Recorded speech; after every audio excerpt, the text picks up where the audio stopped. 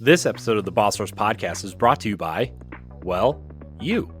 If you want to support the Boss Rush Network and our family of podcasts, head on over to our Patreon at patreon.com/BossRushNetwork.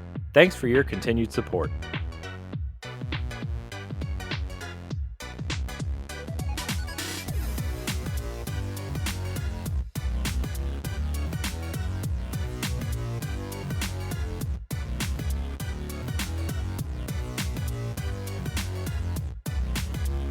Hello, everybody. Welcome back to the Boss Rush Podcast, a great place to play games and be better. I'm one of your hosts, Corey Dirrig, and alongside me, as always, in a new spot, the Mad Pharmacist herself, Stephanie Klimov.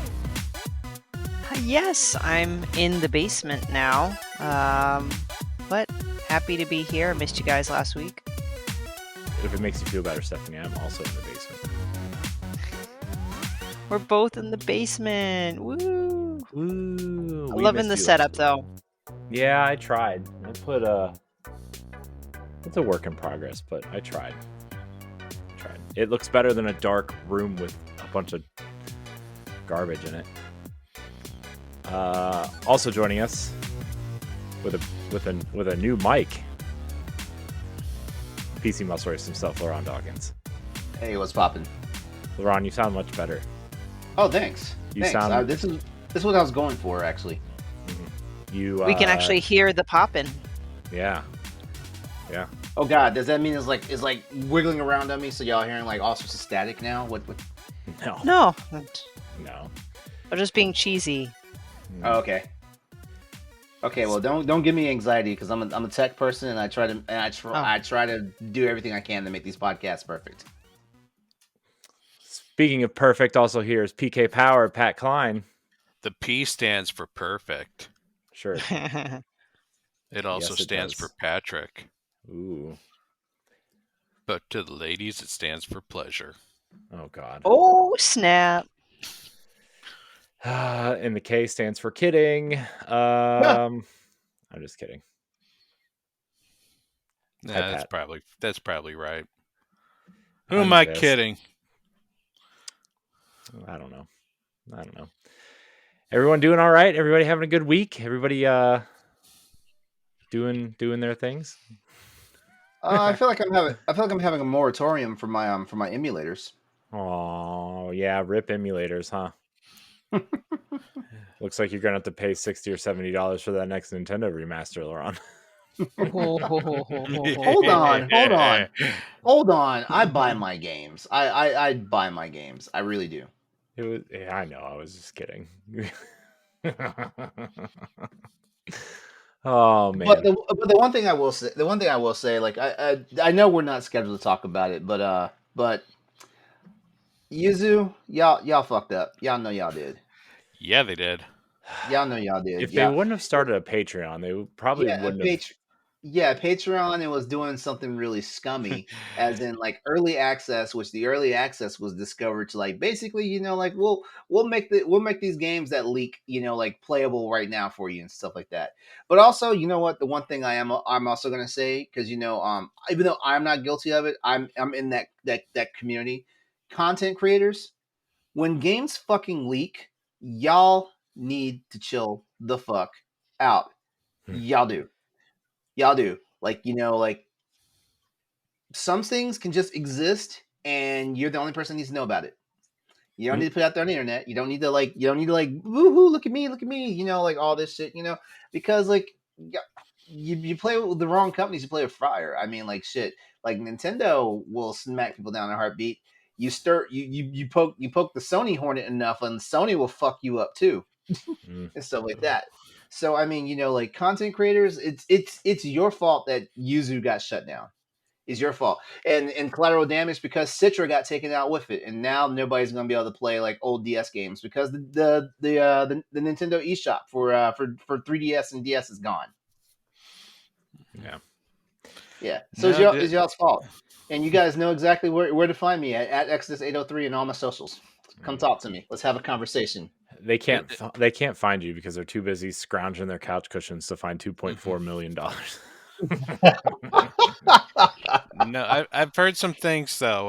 With Nintendo taking all of their hardware and stuff, apparently Yuzu had some pretty good information on the people who registered with it. Like Yeah. those end agreements where they say they can collect data. Well, apparently they collected a hell of a lot of data, and Oh now yeah. Nintendo has the data of all the people who emulated their games. I don't understand. I don't Ooh. understand how people think like their information is safe. Like, I mean, like shit. Like Americans, like you guys know how the Patriot Act works. Your shit ain't safe. Your shit ain't free. And stuff like that. Now I can say this. LeRon, have you tried copying and pasting that little message that says, "I hereby state that by putting this message in my timeline, I am now relieved, or all my content is mine and mine alone, and does not belong to the platform"? I've never done that. I've never No. done that. Well, The there you furthest I've go. gone in. Maybe that's what you should. And then now you're free from any public scrutiny from Liability. companies. Yeah, Hmm. that's Yeah, That's how it the works. Yeah. the most I've done is my thoughts and opinions are my own. Like, it does not reflect like the organizations I work for or am affiliated with. So you know what? Guess what? If I say the wrong thing, you know what? I'm not affiliated with Boss Rush, depending on what I said. It's fine. It's fine. So if someone heard out there that I said that Corey is a giant poopy head, you know what? How do you know? I've been called worse, LeRon. It's fine. I mean, But no. In all seriousness, like gamers, part of our slogan here at Boss Rush is be better. Gamers, be better. People who are skirting the system, be better. People who just want to like have nice things, be better. it's true. Yes. That being said, like my feelings aren't that hurt. Wink, wink, nudge, nudge. My feelings aren't that hurt because Yuzu's gone. Yeah. Yeah. Who cares? They'll just get replaced by another. Yeah. Somebody will find something. Right. So. Oh man. All right. Well, I guess we should get into the show stuff. This is the last public episode before PAX and the second to last Patreon episode before PAX. And I'm quite excited because we're going to be there. Nuts. 2 except, weeks. Yep, except for LeRon because of scheduling conflicts. Well, I'm upset. I know. Me too. But we'll be there. We'll be roaming the show floor. We'll be doing podcasts, interviews, meetings, video, all that kind of stuff. So come say hi if you're there. If you donate $1 million, we'll even go streaking. I wouldn't go that far. I would go that far for $1 million. $1 million? Yeah. $1 million, I would streak the shit out of that PAX floor.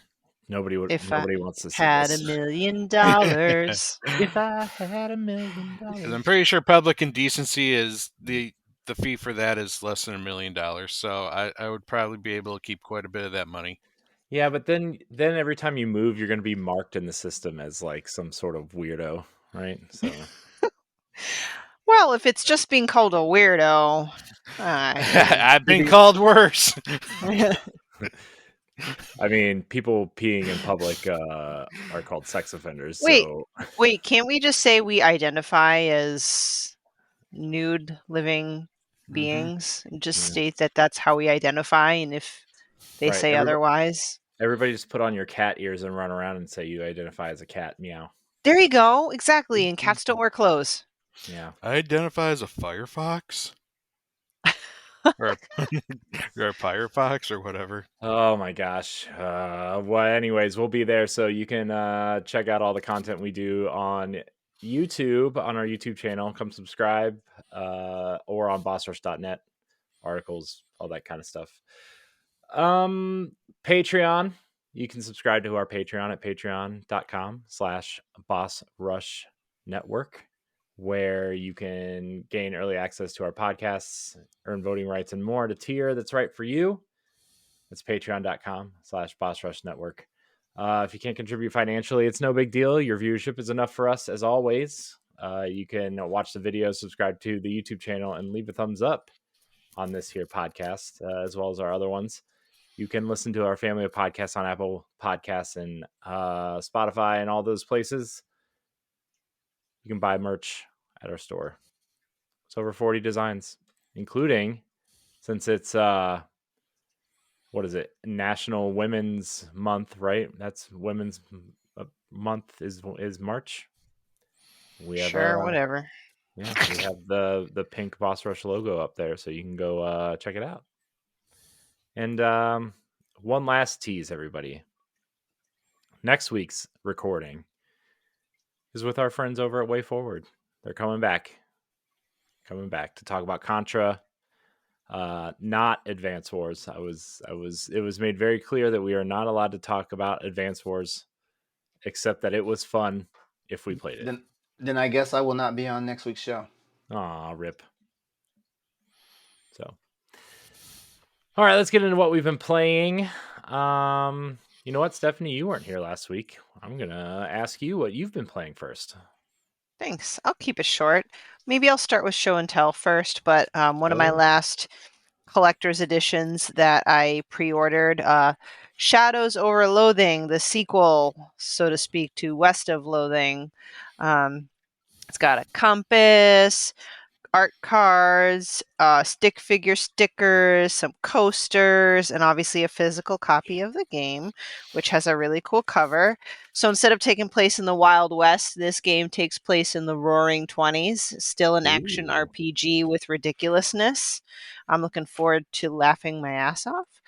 And a tentacle keychain. Anyway, but I've only really been playing Hellblade. Senua's Sacrifice. You know how you have to defeat the two beings before entering the gods. This thing. Yes. So I beat the first one, the fire giant, and now I stopped right before my battle with the one god of illusion or something. So that's where I am. I don't know if that's like I'm about a third through or if I'm not even close to being a third through. But I would say you're about a third, maybe even a little further. Yeah. Okay. I mean, I'm loving it. It's just, behind the scenes, a lot has been going on. So all of a sudden, my nice little cadence of playing video games dropped dramatically. And with a game that has a lot of lore, I don't like the fact that there's a lot of time in between my gaming sessions. I might have to do a quick recap of the story. So, but that's honestly it for now. Hopefully, I can kind of jumpstart my gaming in a couple weeks. But that's it. Yeah, Hellblade is it's a lot shorter because I've also been playing it too pretty religiously the last couple of weeks, last week, I guess. And it's a lot shorter than I remember. I'm probably in the last hour of that game. Oh, nice. So, and I've put about, I would say, 6-ish hours into it. So, I like the combat. I know it's overall kind of basic, but the way the button layouts are and just everything, I do like it, and it provides a challenge because of all the voices in your head, like behind you, where sometimes there is something behind you and other times there isn't something behind you. It's pretty clever. It's very different. I do enjoy the experience of having my headphones on, and I know it's not a horror game, but there are definitely some aspects of it that are very chilling. Tell me it's not a horror game when I'm laying on the couch over here with all the lights off and I'm playing on my Switch, which is, I know it's not the best place to play it, but also it's an amazing place to play it with your headphones in, and like it's like you hear all the sounds around you, and then if something like creaks in your house and you just kind of like look over and like it's creepy. So on the other side of the office is like the kids' playroom area all the way on the other side. And my daughter hung artwork up over there that she's done over the last couple weeks or whatever. And she taped it up on the wall, but one of the pieces wasn't taped up correctly. And so like I'm laying there playing Hellblade, and it's like 11:30 at night, and I'm really tired, and I'm like trying to get to a good spot to save or whatever, or just turn it off and be done. And all of a sudden I just hear it. Like I'm in the middle of this like dark area, right? It's the area with the lights where you have to like stay in the light, or if you're in the dark, you'll get attacked. Pat, you know what I'm talking about. Stephanie, Oh I don't yeah, know I if you're know. that far yet. I know what you're talking about. And all of us like, and I had just escaped one of the dark monsters. Like I was like running, and I stopped, and all of a sudden I hear this piece of paper. It's like 3 sheets of construction paper like glued together, right? And it's like not heavy, but it's heavy enough to make a louder noise. And then one of her toys was on the edge of the table, and like the paper hit the toy, and then the toy fell on the ground and hit the shelf, and scared the shit out of me. I fucking jumped so high. It's crazy. It was nuts. But also, yes, Hellblade is amazing. I'm glad I played it again. I actually took a lot of notes for that game. I actually put some of them in the doc. It's crazy. This is the third time I've played through it. I played it on PS4 when it came out, and then I 1K'd it on Xbox about 2 years ago. I don't. The second time they showed Senua's Sacrifice or Senua's Saga at one of these award shows or whatever, I was like, I should probably play the first one before this second one comes out. Little did I know I would be waiting 2 years.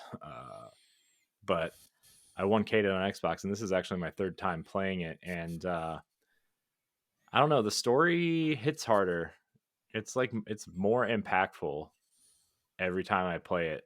Just because I mean, not to get like super personal or anything, but like I've been on some medication for some mental things going on, and the things that she's gone through besides that also are impactful and relatable, and I don't know, every time I play it I feel more connected to this character, and it's a special game. It really is, and I hope everybody gets to play it. I know on Steam and on the Xbox store, it's been like $3 on sale the last couple weeks.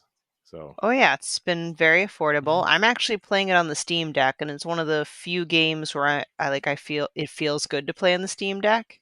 mm-hmm. So that's Nice. nice, and I agree.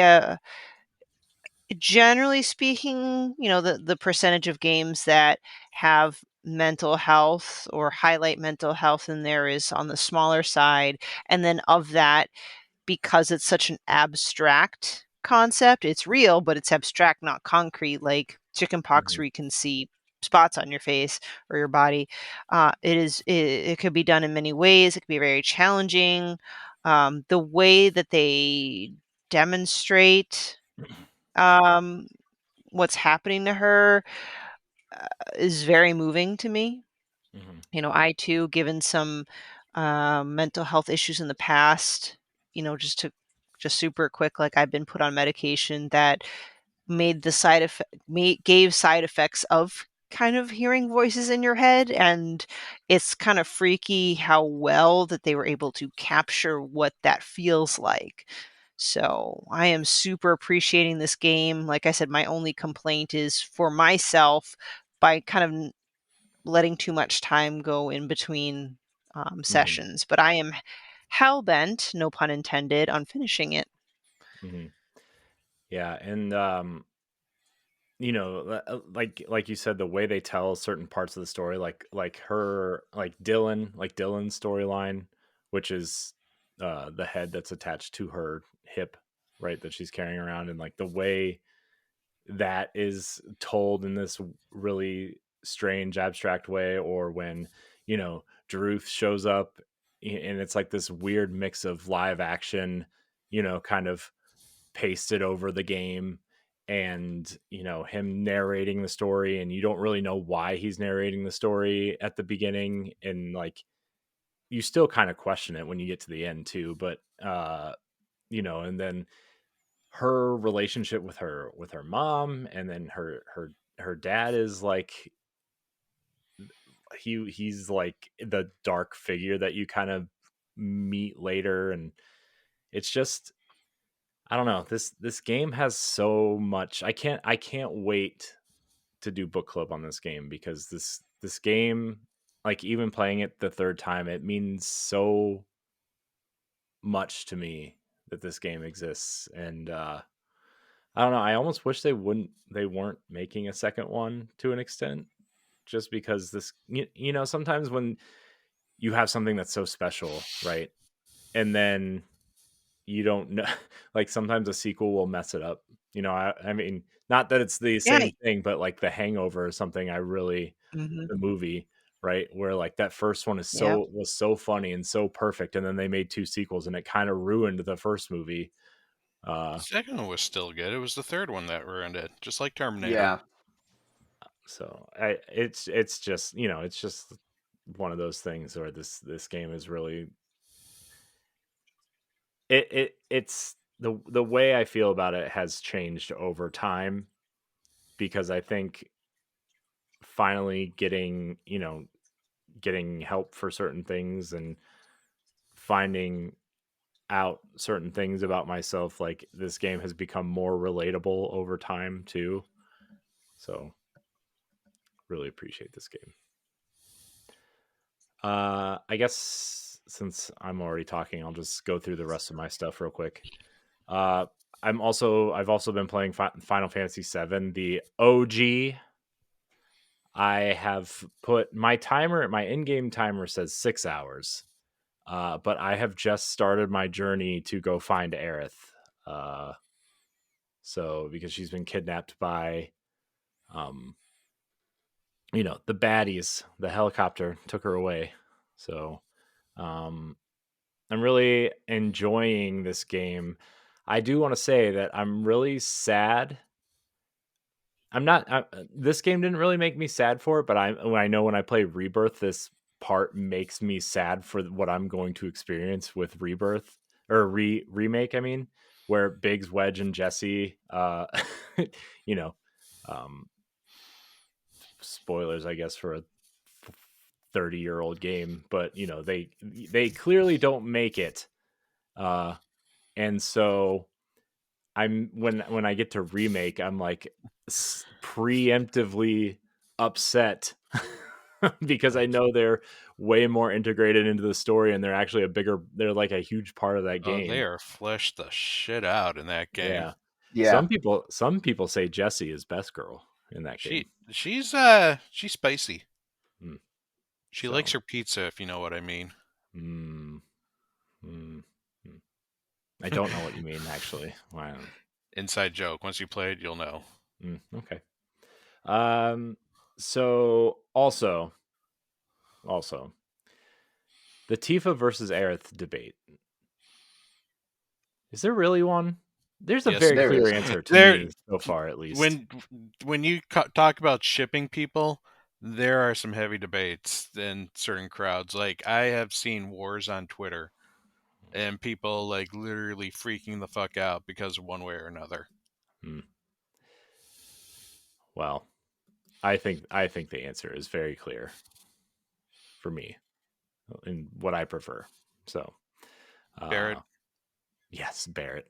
Yes, the racially stereotyped 90s black man is my type.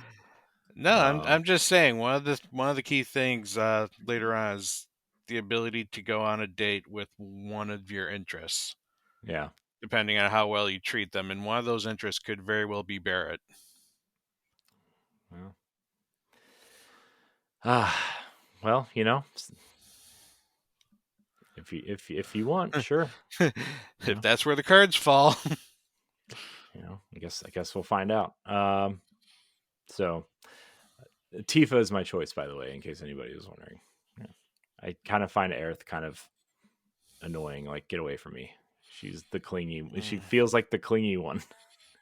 Oh, she's the more mature one.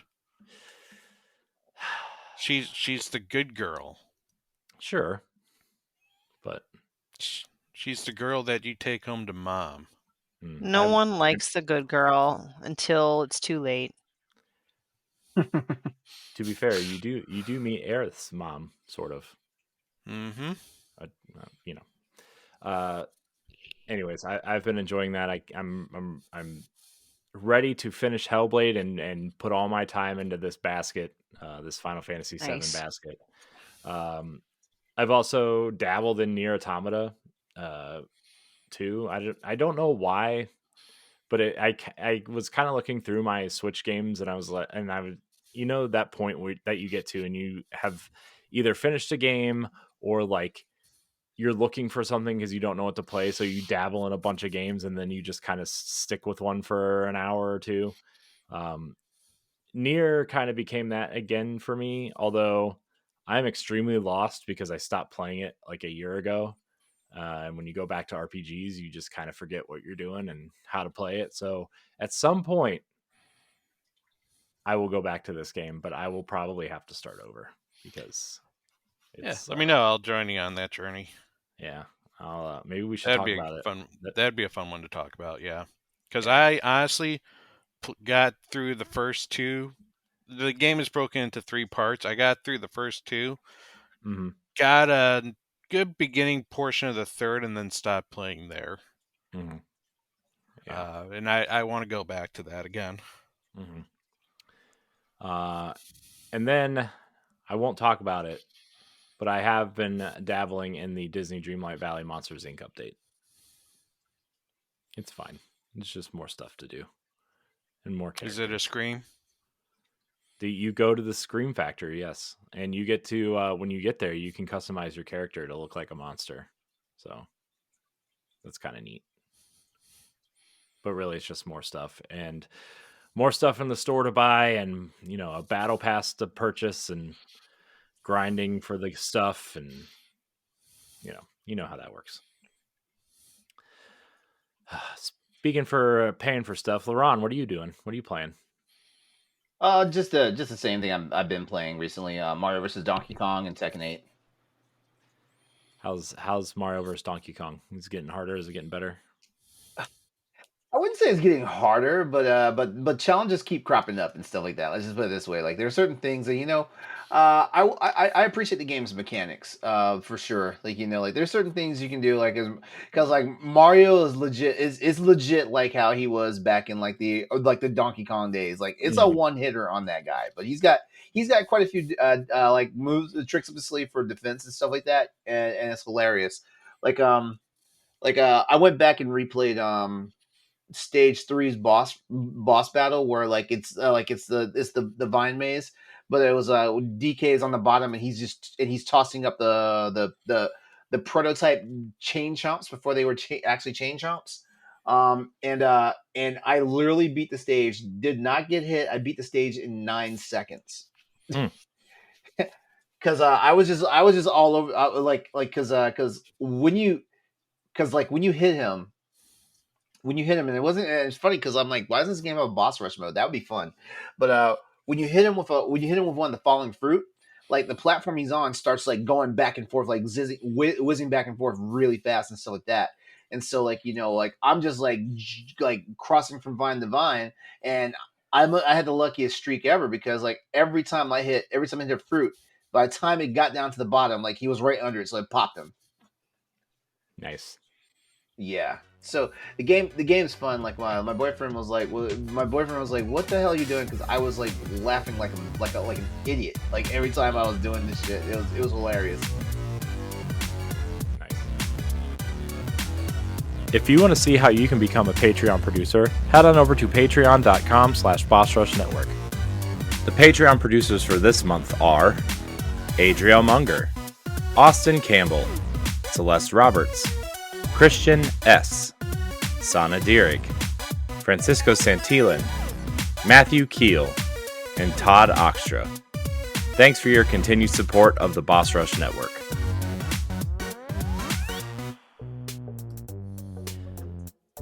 Well, Pat. Yeah? Save the best for last. All right. Well, let me tell you about game number 8 of 2024 in Platinum number 82. Ooh. I Platinum Persona 3 Reload. Nice. Just under 100 hours. Yikes. 99 hours and 30 minutes. Yikes. Woo. Yeah, that game definitely brought some good memories with the whole Persona vibe. They did remake that game to be exactly like Persona 5, but still keeping the Persona 3 story. Which, Persona 3 story had high points, but it also had some really long low points as well.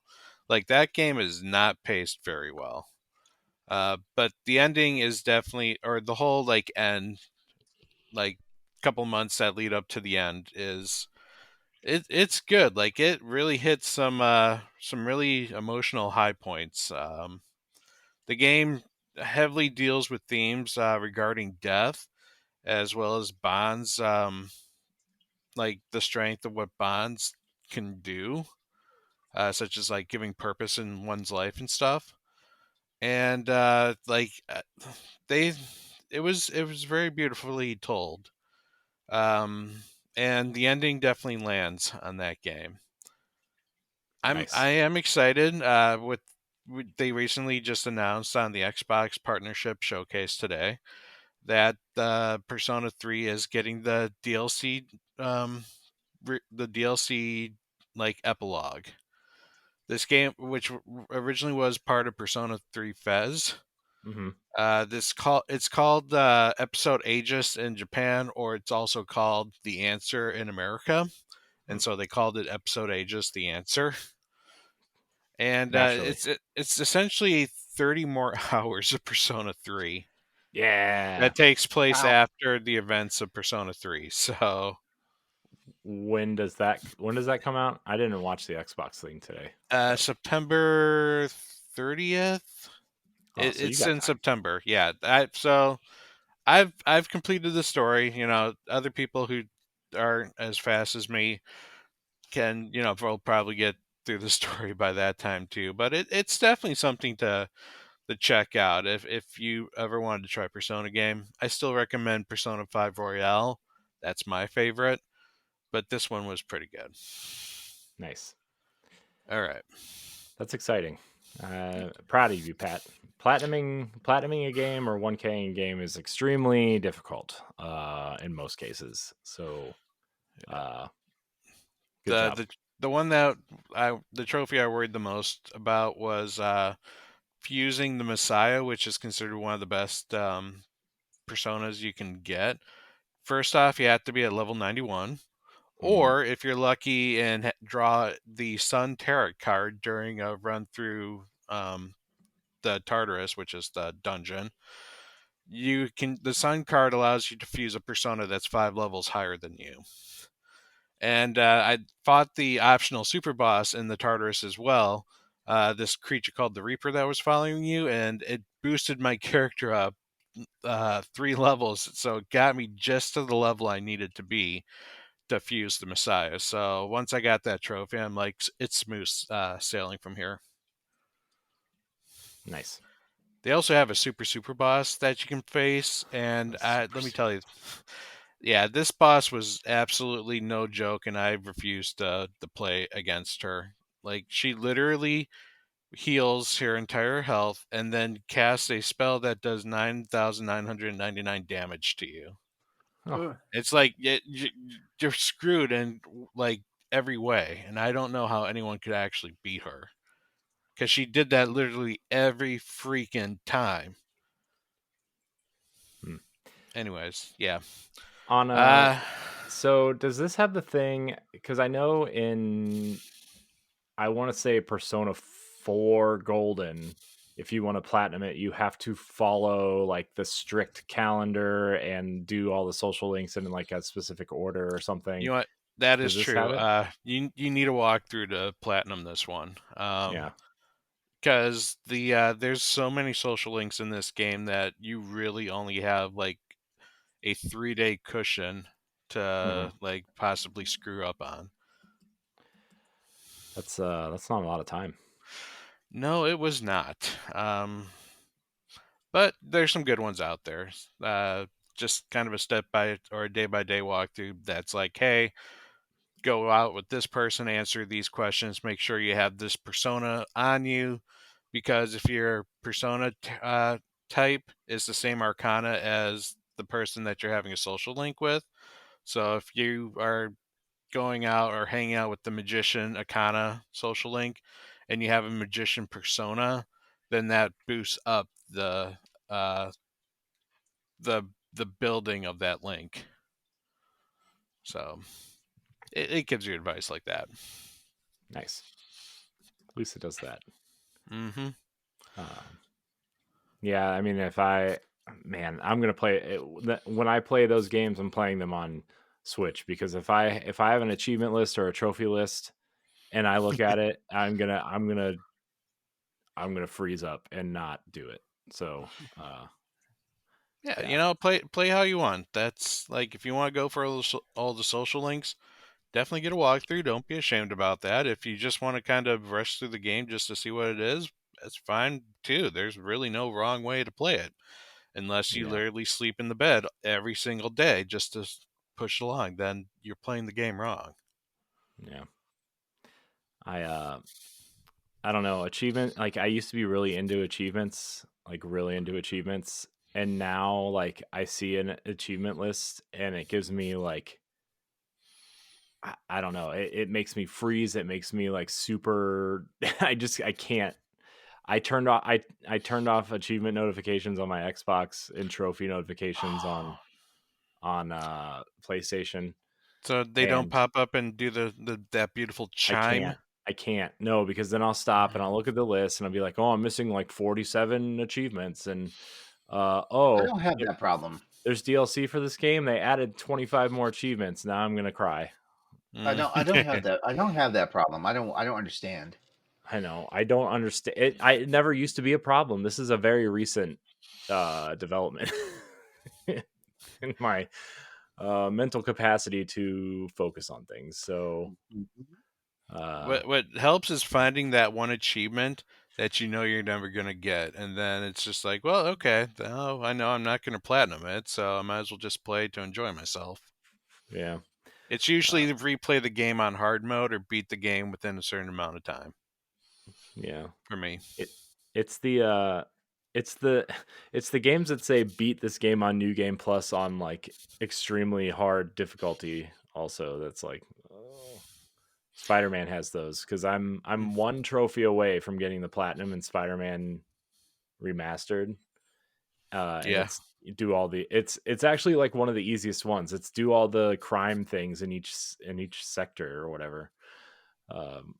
And so, but then like I open the trophy list and it's like, oh, well, you have 3 DLCs that you only have 30% of the trophies. And I'm like, oh my God, stop. We're just going to lower down that percentage from 99 to 72.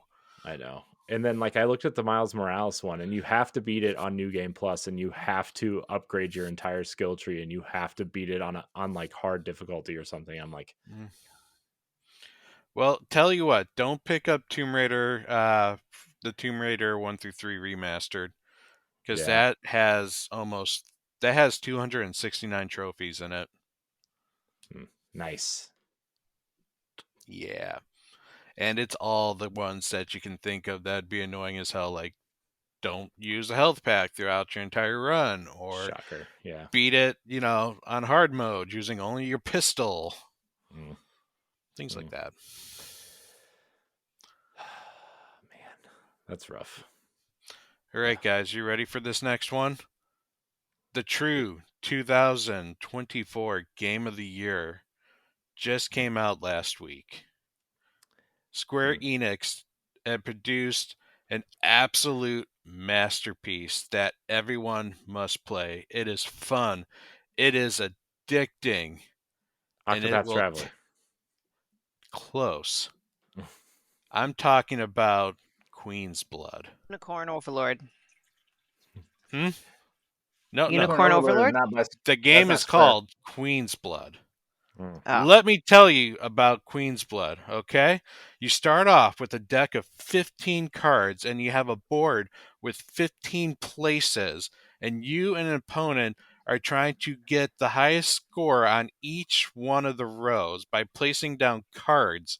These cards will then allow you to each one has like different positions that will strengthen. So, like, you start off, for example, on your side, you're on the far left. So you usually put a card down. It has to be a strength. The cards come in a strength of 1, 2, or 3. And you put down a 1 first. And these ones will then say, well, okay, this is going to allow you to put down a 1, below it or to the side of it or above it, depending wherever you place it. It's whatever the card also does. And then you can then put other cards around these squares and influence the square to be stronger to like 2 or 3, to a strength of 2 or 3, so you can put down an even more powerful card. And the idea is that each card has a power modifier in the corner, and you want to have the most power in that row versus your opponents. And then whoever has the most points wins. I am telling you, this game is fucking addicting as hell. Okay. And if you decided, you want to take a small break from Queen's Blood, you can play the companion game in it called Final Fantasy VII Rebirth. I knew it. Yeah. You were confusing me for a minute. I'm like, I think he's talking about the mini game inside of Final Fantasy, but I'm not sure. And then you kept talking about it. I'm like, is this something different? I don't know. No, I am talking about the card mini game in Final Fantasy VII Rebirth. That game is addicting as hell, and it's probably it is the next level Gwent. I'm telling you right now. Like, people are going crazy for this mini game, and it's fun, and it's fast paced. It's easy to learn, and it's fun to master. So, but yeah, it is a major mini game in the Final Fantasy VII Rebirth, which is also a pretty good game in and of itself as well.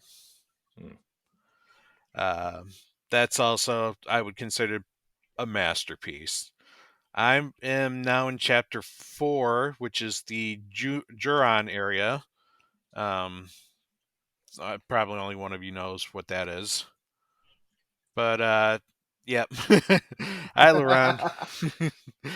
Yeah. I spent a lot of times exploring the grasslands. One of the interesting things about this one, whereas Final Fantasy Remake was a fairly linear game, this one is a fairly open game where you will get placed into a region, and it's very much Assassin's Creed style, where you find a tower, and once you activate that tower, it's going to show you all these random, not random, but all these little side activities you can go to, whether it be scanning these crystals to learn more about the region, fighting unique monsters so that you can get battle data and get improved magic from this battle data, or even it kind of opens up some various little side quests in the region as well.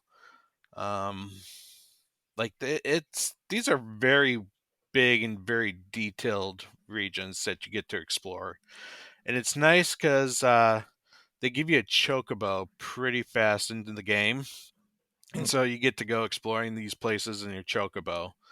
And there's several different regions in the game, and each region has its own unique chocobo. So the Grasslands has the typical yellow chocobo, which is just kind of running around, that your little speedy friend. And the area I'm in now has the black chocobo, which is one that can climb mountains. Then there are other chocobos. The black chocobos have always been broken, in my opinion.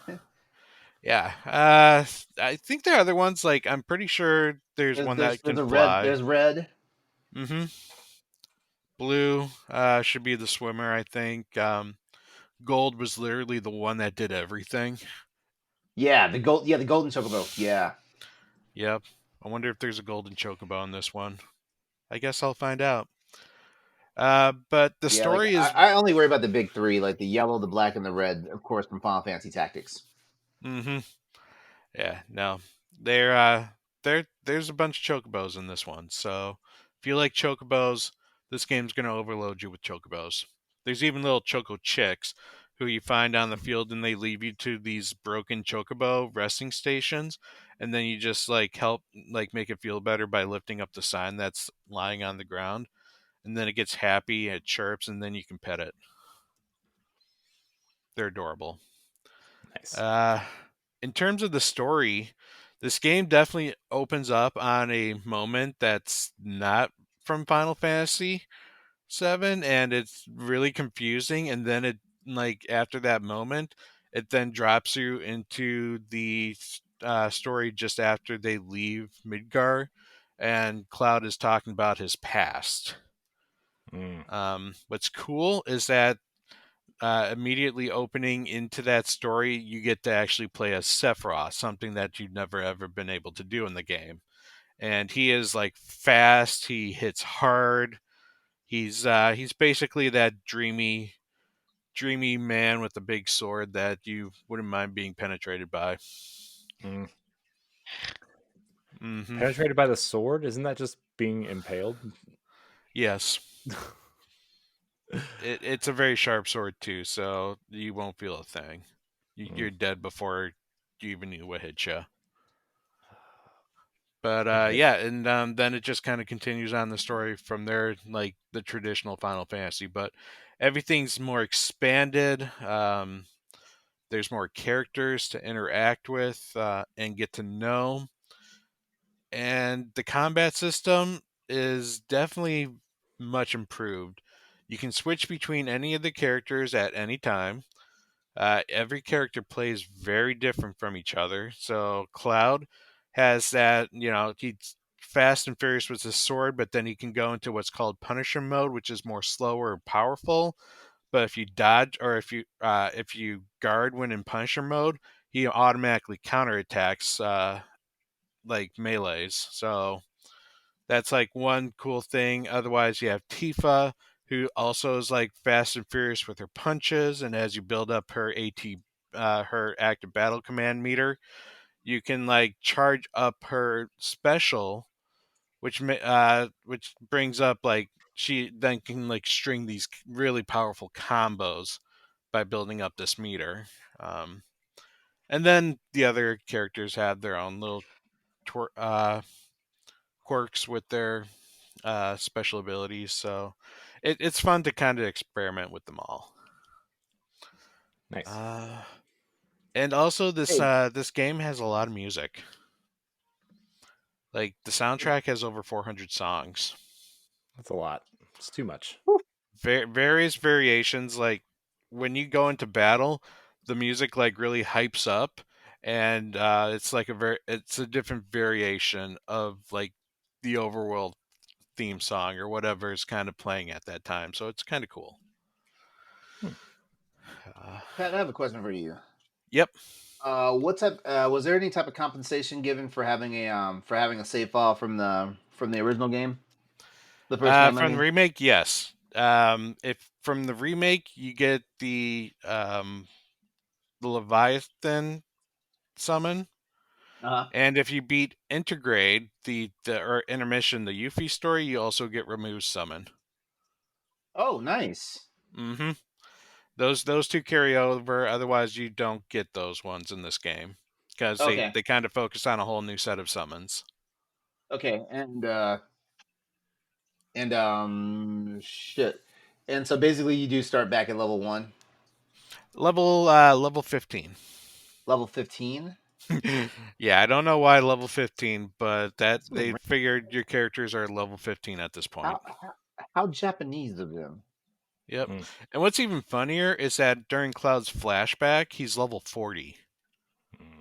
And then when you go and play like present day, he's level 15. So nice.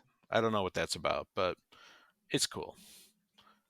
Characters are awesome. I haven't gotten that far in the game yet, but I'm really enjoying what I've played, especially Queen's Blood. Like I got really addicted to that and played everyone that I could.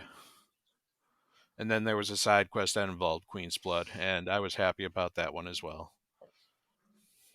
Although I will say, everyone that plays Queen's Blood in that game is a freaking weirdo. Like, the very first one is a guy named Crybaby Ned, who's just literally like, I suck at everything in life, and the only way I get better is by crying during my game. You know, just that's honestly like how he talks. And then there was like another lady who built like a fortress around her with cardboard boxes, and she gets mad after you destroy them.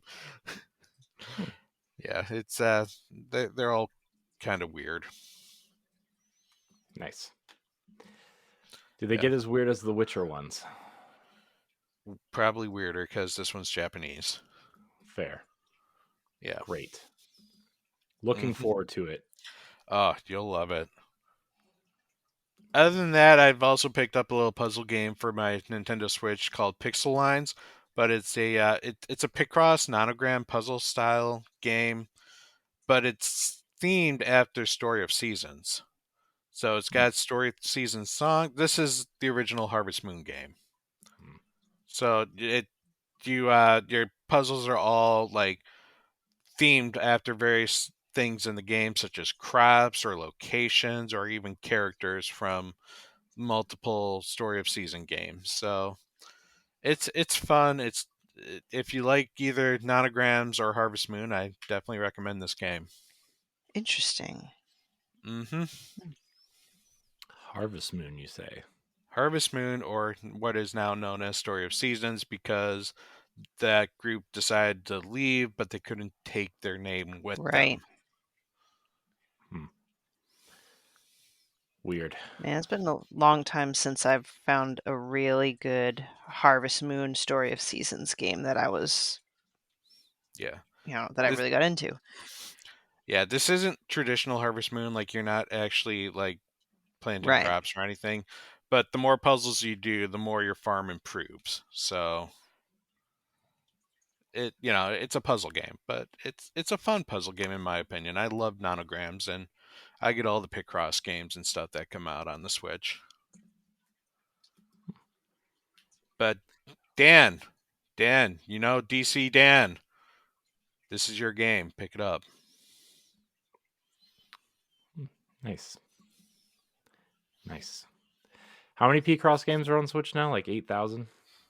Let's see. I think there's 9 of the S series, and now they just re-released the E series, and I think that's like another 9 with the DLCs. Like that's the 3DS series that they just released on the Switch, and it's like $40 if you get all the DLC. But like each pack is like 300 puzzles. Woo! Yikes! It's a lot. Yeah, a lot of puzzles. A lot of puzzles. Great. Well, I guess we should get into our topics now that we are. I'm assuming we're done talking about what we were playing. I guess I should have asked you, Pat, if there was anything else. Nope, I'm good. I mean, I played some Senua, but yeah, I'm about the same place as where Stephanie is, just after the 2 gods. So, well, we're gonna get into our topic, a fun topic, Stephanie's topic from like 3 weeks ago that we just had to keep pushing, and I had it on here for last week, but then I didn't read Stephanie's text message that said she wasn't going to be here, so that's on me. Whoops. That's okay. We had some good conversations last week. We did. Yeah. And quite frankly, I'm not really going to be the best contributor, so I hope you guys have a lot to contribute to it. Okay. This is already garbage then. This is your topic, and man, it's not my fault I couldn't play many of these games. Why couldn't you? I didn't play a lot of them. Because. All right, so the topic is Year of the Dragon. For the Chinese zodiac, this is one of the luckiest years of the 12-year cycle. So to celebrate, let's talk about video games with dragons that we enjoy. And I'll start with what might be the kind of easiest answer, but it's actually a very genuine answer because I just said I haven't really played a lot of very obvious ones, is the latest Zelda game, Tears of the Kingdom, because that epic final battle was actually just incredible. And there are 2 massive dragons in that fight.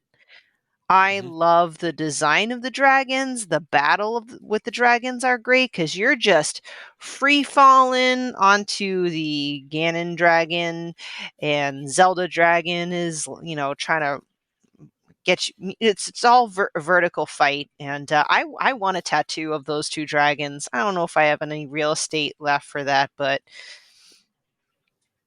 goodness, I'm pretty sure you got plenty of real estate left for that. yeah.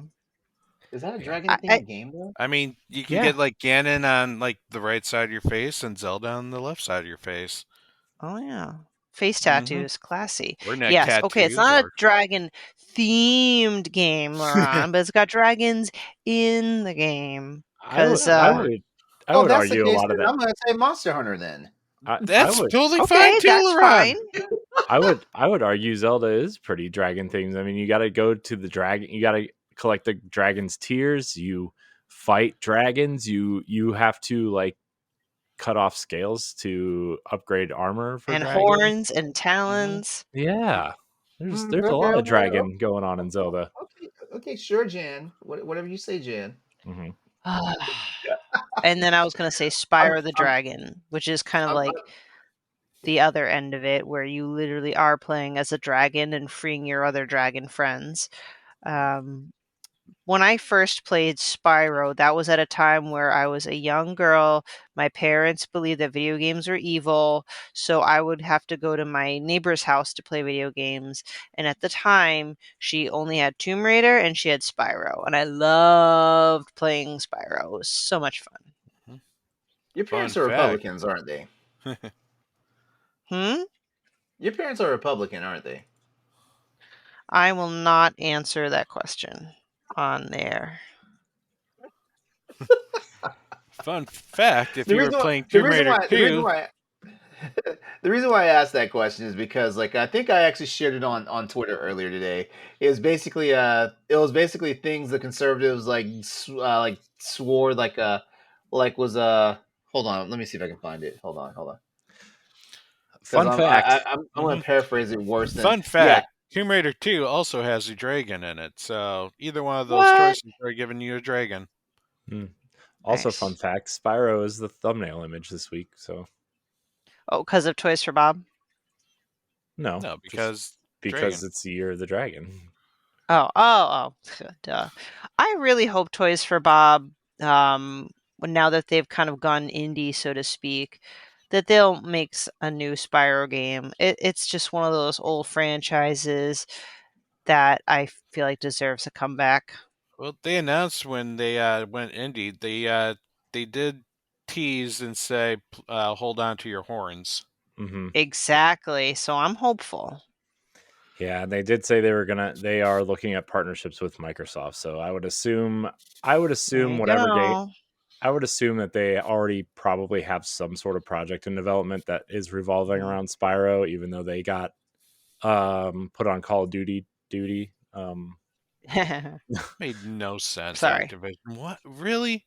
Yeah. Everything was Call of Duty. I didn't get a Crash Bandicoot map. Lame. Also, other Zelda games though that are dragon themed. Wind Waker, the Red Dragon, King of Red Lions. Yep. And Skyward Sword also had the elemental dragons. Yeah, it's like they went from goddesses to dragons. Dragon goddesses. Listen, I'm gonna need y'all to stow all this talk and save this shit for Power Block. We already had a 3.5 hour episode of Power Block this week, LeRon. Thank you very much. Wait, hold on. I've been taking my time trying not to listen to that one because I'm like, man, like I saw how chunky it was and I was like, Jesus Christ. Do you ever listen it's to not all Power about Block? Nintendo. The first hour was just. I do listen to Power Block. I don't regularly tune into Power Block. I'll be honest with you. Okay, party pooper. Sorry, my dragon choices were lame. Does anyone else want to talk about these amazing dragon-themed games? What about Like a Dragon? I'm just being my typical self. I mean, LeRon's at 108 today. because wasn't because aren't there in the original Legend of Zelda? Aren't there two different bosses? There are two types of dragons. The Like you first got the boss is a three-headed. dragon. You got that's what I thought. I couldn't remember if it was the first or second boss. It was a dragon. Yeah. So I mean, yeah. Technically, the Dodongos are dragons too, so that's... No, I think the Dodongos are freaking Triceratops without their horns. There was a dragon boss in Twilight Princess. You're right. Yep. Blah. Yeah, that was the one where you had to use like the wasn't that the one where you had to use the spinny thing? Claw shots. And you had to pull him down. Oh, right. Yep. You're right. Oh, and don't forget Volvagia from Ocarina of Time. Mm-hmm. Yeah. Originally from Legend of Zelda 2. Mm-hmm. The worst Zelda game. No, I'd rather play the 3D guys. Wait, you talking about Adventure? You talking about Adventure of Link? Yeah, Volvagia originally was from Adventures of Link. I'm sorry. Anyone that's saying they'd rather play the 3DO like Zeldas before they play Adventure of Link is you're just talking at your ass. Ooh. What, you don't like yourself a little Wanda Gamelon? Did that one have dragons in it? I don't know. I don't like those games either, but I will play Adventure of Link many times over before I play any of those. I don't even think I've ever even seen gameplay of those games. I've only seen like the animated cutscenes that are terrible. So. Yeah. Other dragon themed game, Mortal Kombat, pretty dragon themed. It's literally the logo of the game. I was about to say the logo of the game is a dragon. Man, can we just talk about how cool the Mortal Kombat logo is? Especially the one on Mortal Kombat 1, the blue, like the bluish dragon with like the red fire coming. It's so cool. Yes. It's a great color scheme. Very awesome. Yeah. I like how bright it is for such a dark and gruesome game. Like how bright the box art is, at least. It's just got that like white and gray textured background with the dragon on it and one of the 75 ninja characters in front. Oh, it's so cool. Man. Dragon Quest. Yep. Dragon Quest. Oh yeah, Dragon Quest. Dragon Quest, what's that? Why, it's only the biggest game in Japan. Yeah, I don't know. I confused it with another title in my head, and I'm like, wait a minute. Yeah, the game that was originally called Dragon Warrior over here in the States. Yep. But every time a Dragon Quest comes, Japan has to call it a holiday because too many people skip work. Yeah. That's awesome. But honestly, one of the games that got me into RPGs early in my life also was dragon themed, and that was Breath of Fire. Ooh. Where the Dark and the Light Dragon clans clashed. Yeah. And you basically have to try and get revenge for the decimation of the Light Dragon tribe by going around the world and stopping the Dark Dragons from taking over. And that game then spawned a whole bunch of series or a whole bunch of other games that usually involved the dragon being a dead or extinct race because people feared them, and so they eliminated them, even though they were the wisest ones and generally sought for peace unless they were part of the Dark Dragon tribe. But yeah, that game series I absolutely loved. I loved that Ryu could change into just any type of dragon. I mean, heck, I even like the Breath of Fire 3 dragon system where you like chose genes, and depending on what genes you chose, turned you into some different type of dragon. Yeah, I enjoyed that, but I loved Breath of Fire 4. Like it was my favorite out of the entire series. Oh, that was a good one. That was a unique one.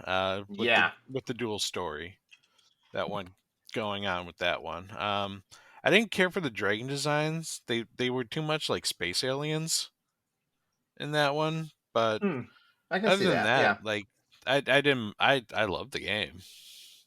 I think my favorite was 1 but 2 was also very close. Like, I loved those two the best. Something about the bad guys like transforming into some weird like creature that's like, it just felt like they're all these just different types of races that you got to check out in this beautiful world. Is the fourth one the latest one? Technically, there's a fifth one. No, there was one on PS2. Yep, Dragon Quarter. I forget the name. Dragon Quarter. There we go. Yep. Yeah, and that kind of I think that kind of buried the series. I was going to say that's a very old franchise. Yeah. The thing that made that one rough was you got the bad ending the more you used your dragon power. But the game was hard unless you used the dragon power. And it required. And who wouldn't want to use dragon power? Yeah, I know. Like, the game was designed for you to go through multiple times, and I think like build up from those multiple times. It's not the same Breath of Fire that it used to be, for sure. Yeah. Didn't they make a weird mobile game too that was like they tried to consider a core version until everybody freaked out about it? Yeah. Yeah, I could look that one up. I think the servers are dead now. Wow. Look at that. I learned something new. I was not familiar with this franchise at all. Oh, really? Capcom. Yeah. Yeah. Yeah. I wouldn't say it was Capcom's answer to I wouldn't say it was Capcom's answer to Final Fantasy. It seemed like it was more Capcom's answer to Star Ocean.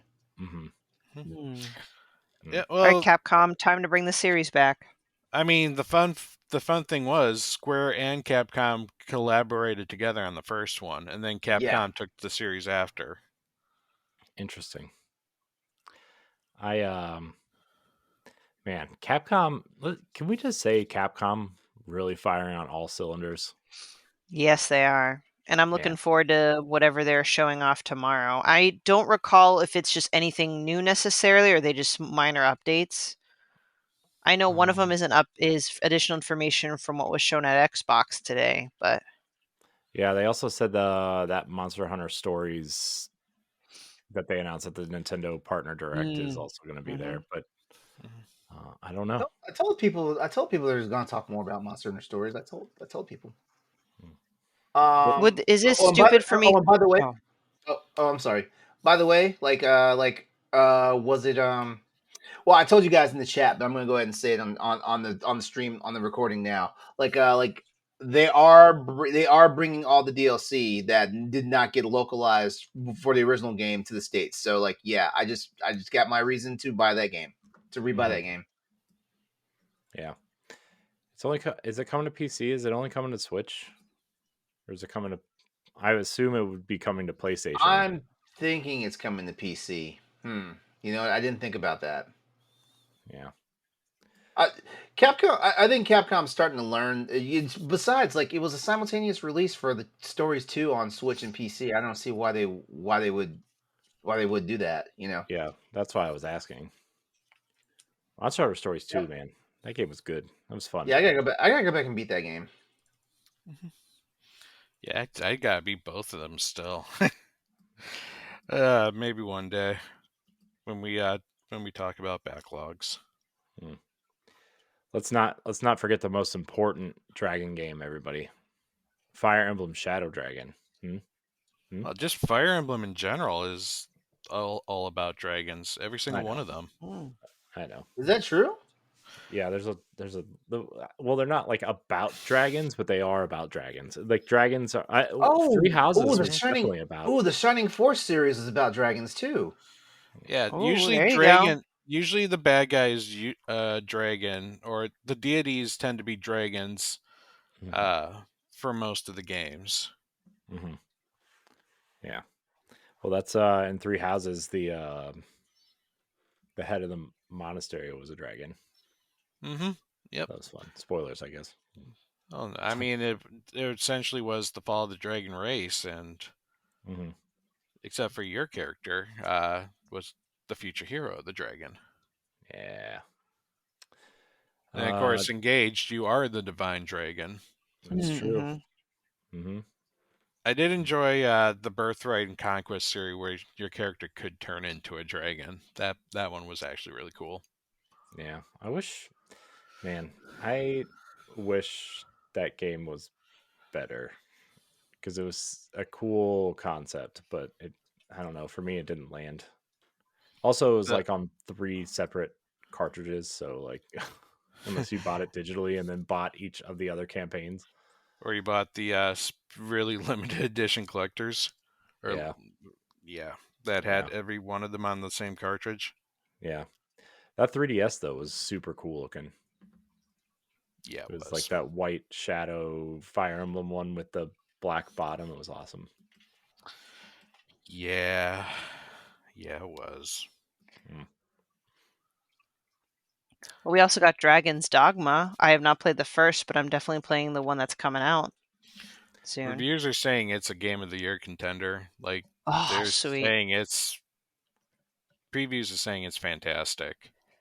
Isn't that one of the games that's coming out literally while we're at PAX? Yep. Of course. March 22nd. Yeah, it's that Friday, right? Yeah.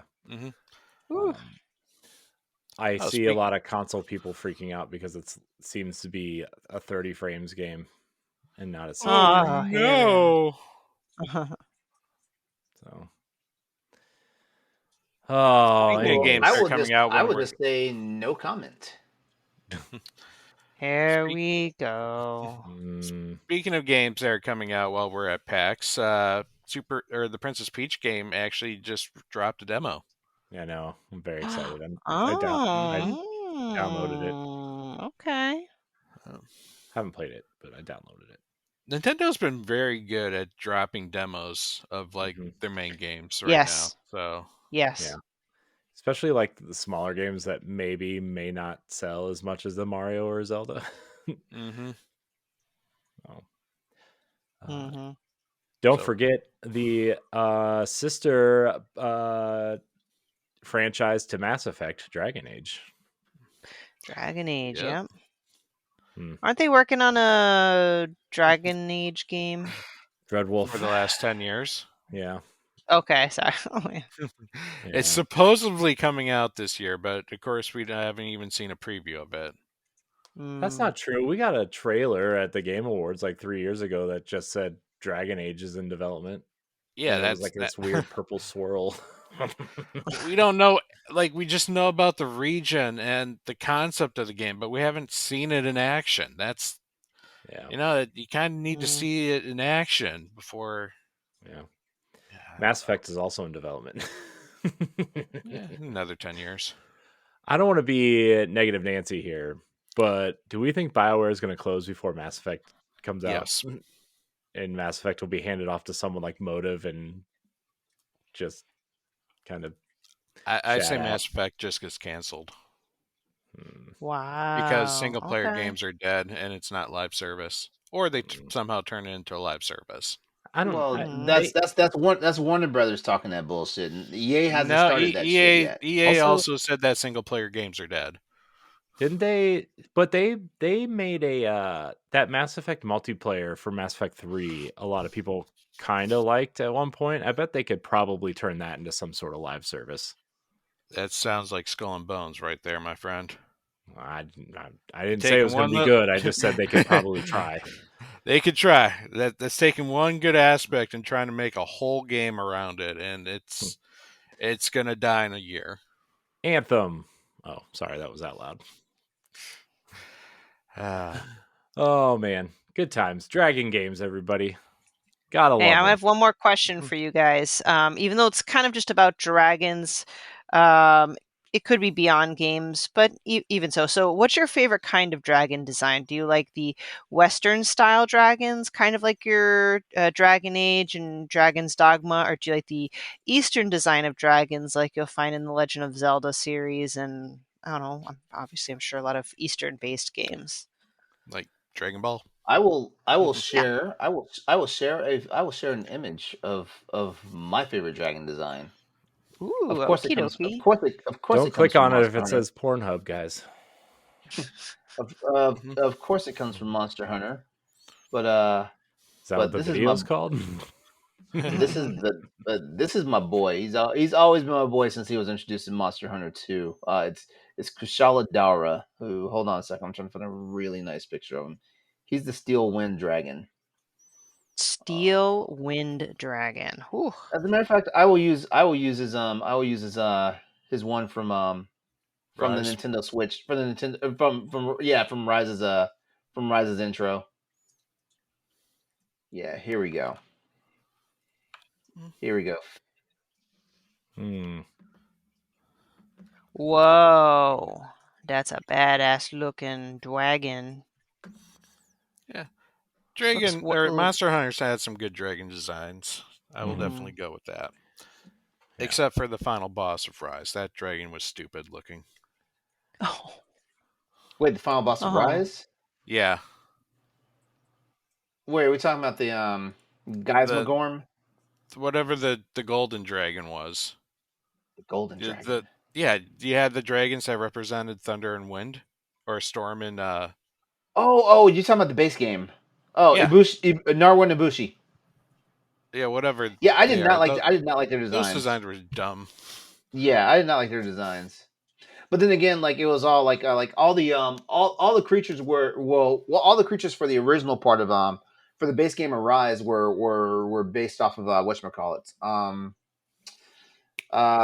What's the Japanese word for ghosts? Yokai. Yokai, thank you. Yeah. No, but to answer your question, yeah, I'm more of the Western style of dragons. Not like the ones that actually have like 4 arms / legs and a pair of wings. Not where like the traditional dragon. Yeah, I'm not talking about worms. Yeah. Oh, I would say worms. I like them all. It's worms, like Eastern dragons are more snake-like. Their worms, long body. Worms, wyverns, and dragons. I like them all. There you go. Oh, sorry. I was thinking worm like WORM, not WY. Oh, man. You phonics. Damn it. Yeah. So dragons. Dragons are badass. They're epic, and even more so epic in games that you play. Yeah, dragons are cool. Thanks for humoring my topic. Yeah, indulging, whatever. May we get more and more dragon games in the future. Yeah. Yes. Yeah. But that's it. We'll save this other topic for later. We'll save the other one for later. This was a good episode. Good time to wrap it up. Yay. You want to go through the questions? Oh yeah. Oh yeah. I forgot we had questions. Sorry, everybody. Wow, Corey, you really dropped the ball. I know, dude. I know. I love you, man. I love you. It's been a I tell you I love you, and I get a heavy sigh. Okay, I see how this relationship's going. Yep. So if you want to leave us a question, you can join our Discord and go to the thread that says podcast questions and drop it in there, or you can look for our Twitter thread at Boss Rush Network. We have a couple questions here. I'm going to search for more because I did put a call out before we started. The 1-2 James asks, given news of Monster Hunter Story 1's port, what do you want to see in a third game? Ooh. LeRon, I think this might be. I was going to say that's for the expert. What would I like to see in a third Monster Hunter game? As someone who thoroughly enjoyed both the first and the second game, even though I haven't completed the second game yet, I just want to see them like do more and more things to incorporate like the two styles of Monster Hunter, because like when Stories came out, Stories basically talked about the whole balance of like humanity and dragons. Humanity, the Wyverians and dragons. So the Wyverians are the people who look like humans, except they're elves because they got the ears and stuff like that. It talked about that, and they talked about the balance, because like I was on one of the Reddits for Monster Hunter, and someone was talking about how many like rap, and like somebody like showed their rap sheet, like because your hunter's guide, your hunter's book has how many creatures you hunted and stuff like that, right?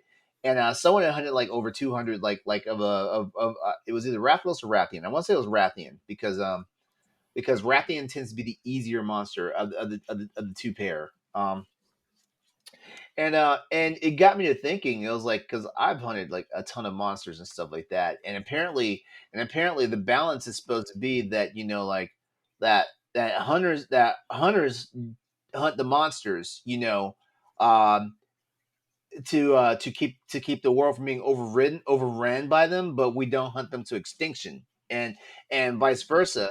The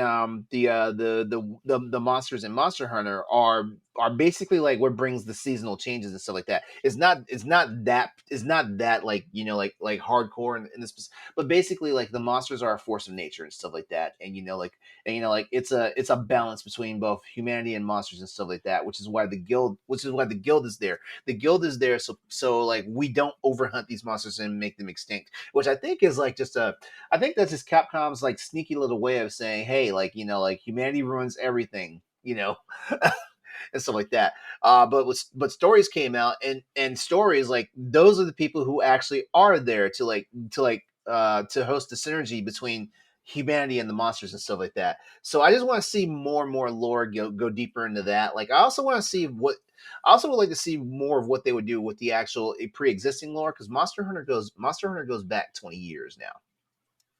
And I love to see them do some stuff like like part of the lore back in the day when the original Monster Hunter was out, was that the reason why there was teams of 4 is because some really legendary hunters like went out there, and to celebrate a hunter and his fiance getting married. Them and the team went out on a hunt, so it was a 5-person mission.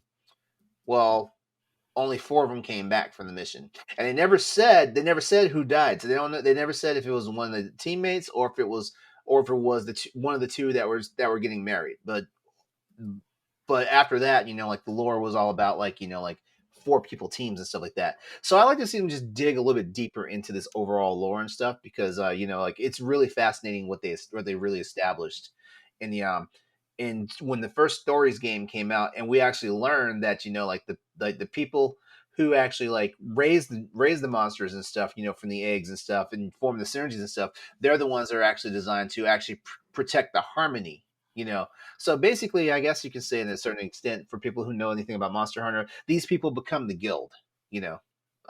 So I would love to see that. I would also love to see because I think one thing that's been really good is like monster attacks and stuff like that.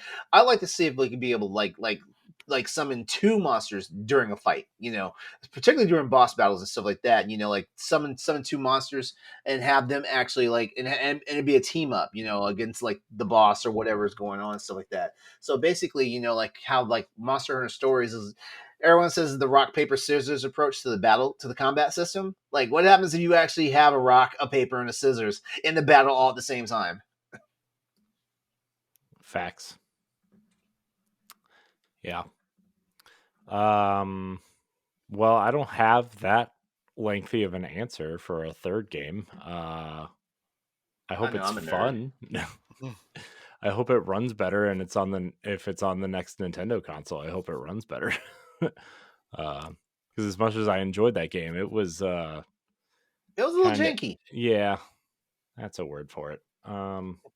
So yeah, that's my wish, I'll say, is that I hope it runs better. I hope it's fun. I hope it has a really colorful art style and it's fun. So more monsters.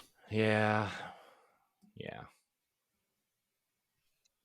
Use the whole library. Oh God. Use the library. That's a lot of monsters. Damn straight. If Pokemon can have over 500, so can Monster Hunter. That's a lot of fucking monsters. I think Pokemon has like 1,000 now. Wait. Are all 500 of those? Are all 500 Pokemon in a single game? Yeah, that's why I'm like all 1,000 Pokemon are not in a single game. More? There's over 1,000 Pokemon. So 500 in a game is typically what a Pokemon does. Let's see. How many Pokemon are there? I I think there's 1,008. How many Pokemon in total? 1,025 Pokemon, Oh, they've increased. according to the Pokemon Encyclopedia on Wikipedia. Jeez. That's too many. That explains why some of them like way too that much. That explains why they have some Pokemon like sheets of toilet paper. Well, one is literal garbage, another is a vanilla ice cream, and another is a chandelier. I mean, come on. Dude, Yeah. you just gave them an idea for Gen 10. One of them I will want my literally royalties. be a roll of toilet paper. Nintendo and the Pokemon Company. I want my royalties for this. This It's going to be a ghost slash I don't know, Poison type. Ghost poison. Jeez. Poison type. Oh my god. Oh god. Pokemon. We're giving them too much. We're giving them too much material. We need to stop now. Pokemon number 1,000, by the way, looks like a peeled banana. It is a steel ghost type, and it's called Goldango. Oh my gosh! You have to. I remember that one. You have to get, I think, 100 gold coins, and then they evolve into that one thing. Goldango from Gimmighoul or something. Yep. Jeez, what's? Oh my gosh, I don't even want to know. All right. I'm getting this question. The next question. Don't stop, never stopping, Nintendo. Don't stop. The One True James asks, will you be playing Night Dive Star Wars Dark Forces remaster? I had no plans on it. Not myself, not to be boring, but no. Yeah, I probably won't either.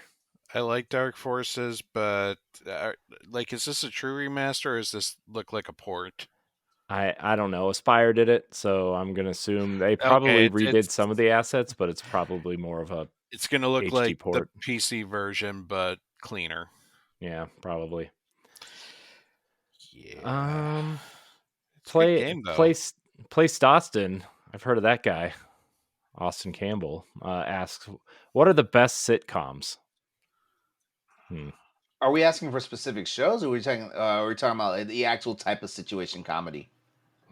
He said, "What are the best sitcoms?" I assume our show titles.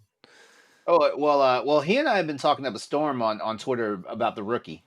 Love that show. Sitcom? I thought that was a cop show. It's a cop show, but I mean, you know what? Hold on. We need the actual definition of a situation comedy. Hold on a second. No, we don't. Everybody knows what a sitcom is. Everybody Loves Raymond is the classic sitcom. Okay, so we're talking about stuff like that. King of Queens, Brooklyn Nine-Nine, The Office. Wait, The Office is considered a sitcom? Well, yeah. The Office is considered a sitcom. I'll say The Office now that it's counted. Does Golden Girls count? Yes. Thank you for being a friend. I love Golden Girls. Community. Yeah. Married with Children. Yes. I was banned from watching that show when I was a kid. Same, but it didn't stop me from watching it. I think Friends is kind of the classic one now. Seinfeld, people like. I've never watched an episode of Seinfeld, so I don't know. I lied. I've seen one episode of Seinfeld, and I didn't understand why people liked it, so I never went back. It's a show about nothing. New Girl was good for half of its run. I would say Parks and Rec. Parks and Rec was good. How I Met Your Mother. Yeah, classic. Love it. Yep. Office, of course, was one of my big ones. Mm-hmm. If y'all want to watch something current, watch Abbott Elementary. That's the one about sitcoms exist teachers, still? right? Like, yeah. Yes. Yeah. Do they? I don't know. Wow. I assume. Thought it all became reality TV shows. Mm-hmm. Or news. Well, it's funny. 90 Day Fiancé is not exactly a sitcom. No, maybe that's it is. reality TV show. Darn. Oh man. All right. So the last question we have is from GeekBro27. I've heard of that guy too. Aww. Good old Jack. Yep, Jack. Miss Jack. Do you feel we are headed into a gaming recession due to all the layoffs in the industry? Yes, I would say yeah. I talked about that a few weeks ago on this show. Actually, I feel like I feel like a recession is looming, but it's not the layoffs that's causing the recession. If I'm being honest, Yeah. what's causing the recession is just a lack of creativity and ingenuity. It is. Mhm. There's a you know, like I'm really starting to agree with you, Corey. In certain instances, like why does it have to be like tech pushing like like stuff? Like Mm-hmm. why isn't we? I feel like the core tenets of gaming is entertaining, Mhm. entertaining, replayable, storytelling, and fundamental. I believe Mm-hmm. those are the tenets of gaming right there. Like, because if you have a game that's fundamental, has good storytelling, is entertaining, you can miss the other one, and still have a good game. Mm-hmm. And it doesn't even have to, and because like overall, all that spills into a nice little word we call quality. Mhm. And if you Yep. have quality, it doesn't matter if it's 1-2 Switch or Tears of the Kingdom or Monster Hunter Rise or Mass Effect or Destiny or any of this shit. If you have quality, you're never gonna have to worry about are your games selling or not selling. You know, and so yeah, I feel like it's not so much the layoffs in the industry that's doing this. Because like I feel like this is just I just feel like this is kind of like uh, a symptom of the disease that happened from the pandemic. Because I did a lot of reading about this. Like, thank you, Corey, for kind of like putting a different light on it because we talked about this last week. In the extent.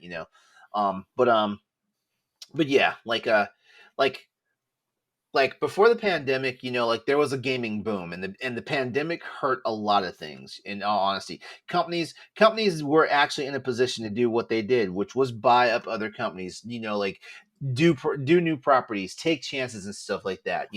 But what hurt the industry is that when the pandemic happened, people needed shit to do. So like there was an upsurge in how many games sold through and stuff like that. And I'm just talking about video games. I'm even talking about like the nightmare that was like the console shortage, when like when the PS5 and the series came out. I'm what I'm talking about is the fact that people were stuck in the house, they needed shit to do, and they bought video games. They bought video games like people buy toilet paper, like when a hurricane's coming. You know, and so like it basically created a really wild supply and demand, for gaming and stuff like that. And that's why a lot of these companies went ham and just started like throwing everything out there, amidst all the delays and stuff that were going on and things of that nature. But of course, like everything hits a crescendo or reaches a plateau and stuff like that. And like the well was tapped out. This is also kind of the reason why Hollywood's also having the problem it's having as well. Like it's tapped out right now because like we as consumers wanted so much that like we didn't realize that like hey, like we got a backlog of games that we can play. We don't need to have everything new. Like for every copy of whatchamacallit, Animal Crossing that was sold, that was bought. Like some people could have like picked a game off their shelf that they hadn't beaten that was like 10 years old and been content. And I'm not going to blame the gamers for this. I'm really not, because I feel like it's a circle of life in the gaming community and stuff like that. Like gamers want games. The industry wants to put out games, but the industry also wants money from the games and stuff like that. And games get bigger, and things happen, but people also get exhausted. True. Facts. Um, yeah, I think I don't know if recession is the right word. I do think, kind of just to kind of reiterate what I think I said on this show last week is I think with all these layoffs, I think I think a lot of these people are probably going to get out of the game industry because it's too unstable, at least at the moment, right? But I think you're going to see I think you're going to see people start new studios, and I think you're going to see almost a rebirth of the AA space with smaller, manageable budgets, maybe a little bit of creativity mixed with a little bit of what right? Like I think Remnant from Gunfire Games is a good example of that type of game, and it's not like an extremely AAA title, but it's fun, it's engaging. You can play with your friends. I think you're going to see a lot of stuff like that. A lot of stuff kind of like in the Darksiders vein, or, even to an extent, a title that looks like it, like an older game, like a Nintendo Switch game or something, right? Like it's not, like you said, LeRon, like a AAA pushing the boundaries of the tech that's out to the point where, it almost breaks the studio or will break the studio. I mean, look at Suicide Squad. No, look at the games they just announced for the Xbox partnership broadcast. Most of those games don't look like they were. I forgot it happened today. Yeah, most of those don't look like they belong on the PS5. They look like PS3 and PS4 games. But honestly, they look like they play like games that we might actually enjoy. I think this is kind of where we're going with the games right now. Yeah. Would we hit a recession? I don't think. I think we're going to see a lull. Like, we're not going to see as many huge releases like we did last year, but I think it's just restructuring itself during that time, like Corey said. Yeah.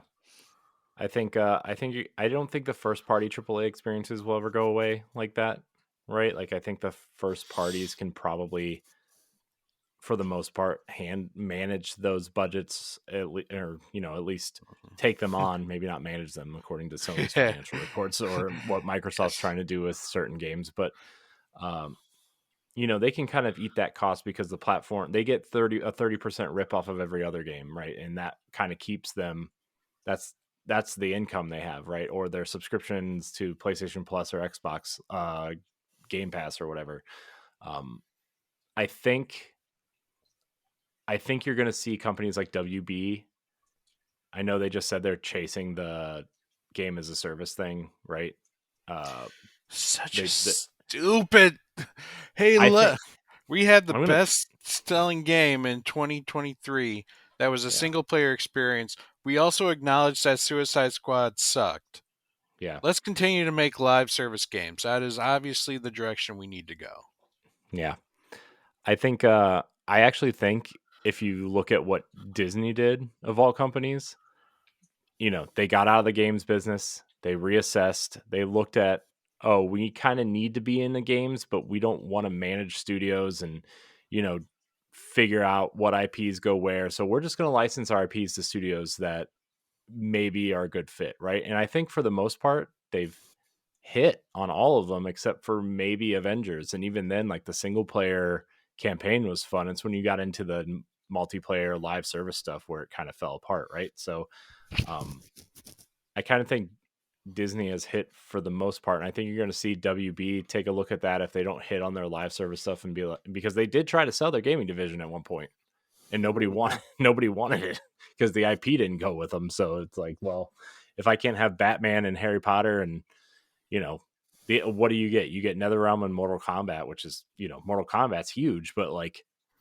you're not going to buy a whole gaming division for Mortal Kombat, right? So, I think you're going to start seeing, you're going to see WB start doing that. I mean, we saw EA kind of pull out of the licensed game business, except for whatever projects are further along, right? And I don't know. It's tough, especially for licensed games now, apparently, because you got to pay the license holder, you got to pay the platform holder, you got to pay the studios. Like, by the time it all is said and done, like, what is the money you're making? These big AAA developers want the $1 billion game. They don't want the, we spent all this money and made $200 million. No, we want the $1 billion game, right? So we'll see, I guess. Everybody wants that Fortnite money, including Disney, because they just paid them $1.5 billion to build them their own Fortnite. So any other thoughts? Steph? Thoughts? Do you have any thoughts? Well, the reason why I kind of said yes so readily is because I interpreted recession as a more broad term. Because when I think in economics, everything's very cyclical. Obviously, there are factors as to how quick the cycle turns around and how long it stays that way. and I think of a recession as a downturn of economic productivity. So I think of kind of the major companies. So especially the studios that set such high benchmarks for sales that you just happen to mention, it's almost like they're creating their own recession because of the benchmarks that they are placing. So I only say yes because I treat it as a broad term. I think the blockbuster hits, millions of dollars, are gonna slow down. I do think the industry is kind of bloated in that sense because they just seem to be putting too much money into one place. And like LeRon had mentioned, that layoffs are a symptom of that. And what does a recession do? It impacts the consumers psychologically, the way, gamers feel. Yes, LeRon. I am so sorry to like break into your thought stream. Did we know Ghost of Tsushima is confirmed for PC? Did we know Yeah, they this? It confirmed it is. today. It Yeah, is. they announced it officially today or Director's cut, yesterday. right? Mm-hmm. Yeah. Yeah. Okay, Stephanie, go back to what you're doing. I'm gonna kill my microphone and my camera because I think I'll take care of something now. That's all right. I'm kidding. I'm kidding. We'll see I'm you in not 30 that seconds, depraved. LeRon. I'm not that depraved. Jeez. Uh, I'm so sorry I broke up your thought stream. I'm so sorry. Gosh, LeRon, you're the worst. yeah, I don't know where I was going with that. Someone help. The layoffs are a symptom of the disease. Mm-hmm. No, I just where think you were at. yes, in a sense, I feel like we're going into recession, but I don't want to use that word as like I'm a doomsday person. Like, just because I say recession doesn't mean Depression. Right. I just feel like, the larger companies will slow down because everything is just so bloated. There's too many hands in the pot. A lot of restructuring going on, which restructuring can happen in a downturn. I don't think it's necessarily, the end of anything. I just think things will slow down for a bit, and then, like every cyclical thing, then we'll pick back up. Yeah, I think you're going to see a lot of Toys for Bob situations too, where maybe smaller studios that, I mean, Embracer, you're kind of seeing it now too, right? Where Saber kind of bought themselves back, and Gearbox is being sold off. I mean, I know they have to because Embracer really mismanaged some financial situations, but the fact that Saber was able to buy themselves back instead of being closed down was a win, I think. And I think you're going to see a lot of that type of stuff. I think when I also think a lot of these studios, when you are a public traded company, a lot of things are expected of you, and that's why we're seeing things too, Mm-hmm. So Yep. So all right, well, I think we're gonna get out of here. Also, it's a sad day in the content creation space because Rooster Teeth was shut down by WB Discovery today. Even if you don't know Rooster Teeth, you know Rooster Teeth. Red versus Blue, Ruby, stuff like that. So shout out to Rooster Teeth. Is that how you pronounce that? Ruby? Yeah, RWBY. It's Ruby. Yeah. Yeah. Okay. Here I was just like phonetically saying it. Sorry about that, LeRon. I ruined your perception. It's so odd. I only ever said it like that in my head though. I never said it out loud because I didn't know how the fuck to say it. Yeah, I think you look at Rooster Teeth and Giant Bomb also. I mean, they're still around, but they're kind of a shell of their former selves. No offense to people that still work there, but it's kind of the pioneers of what we see on Let's Plays and YouTube videos and Machinima and that kind of stuff. They were there at the beginning with Red versus Blue, right? And some of the stuff they did after that. So 21 years of Rooster Teeth. They're gone now. Their podcast network is apparently staying open, though. So if you like their podcasts, I don't even know what podcasts they do, but they're all available still, I guess. So, but we're going to get out of here. I want to thank everybody for watching and or listening to this episode of the Boss Rush Podcast. Subscribe, share, rate, review wherever you listen. Follow us on Twitter at Boss Rush Network. Check out bossrush.net. Subscribe to the Boss Rush Network YouTube channel. LeRon, Stephanie, Pat, thank you for your time tonight as always. I appreciate you. Thank you everybody so much for watching. And until next time, we love you. Goodbye. Bye. Take care. Bye. If you want to see how you can become a Patreon producer, head on over to patreon.com/BossRushNetwork. The Patreon producers for this month are Adriel Munger, Austin Campbell, Celeste Roberts, Christian S., Sana Dirrig, Francisco Santillan, Matthew Keel, and Todd Oxtra. Thanks for your continued support of the Boss Rush Network.